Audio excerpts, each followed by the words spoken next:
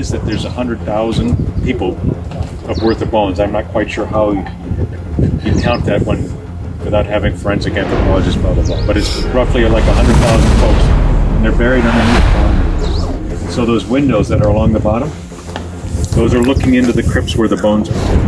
And the different sections of it reflect where they found them on the different parts of the battlefield.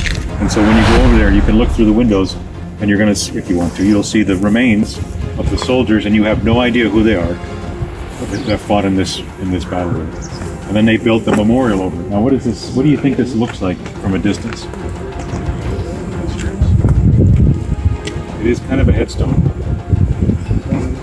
It's the hilt of a sword buried in the ground.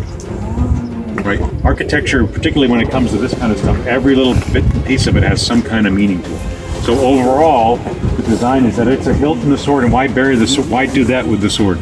Memorial battle. We're done fighting, right? And so it's symbolic. I'm burying the sword down to the hilt. Can't use it as a weapon anymore, and so it's the place of that burial, and it sits above, looking over the graves of the French soldiers that are there. Now, who's buried on the French side? Well, it's there. If you saw, there's a big memorial from Israel over there. So there are Jews and there are Christians and there are Muslims, right? The three main sort of religions, and they're buried in different sections of it. And as we came around the corner, on that far side of it, there's an Islamic-looking, a North African-looking structure to it, right? And that was put up earlier, then it kind of fell into disrepair. Then they repaired it, and so there's an attempt to recognize everybody's faith that it takes a part in this battle.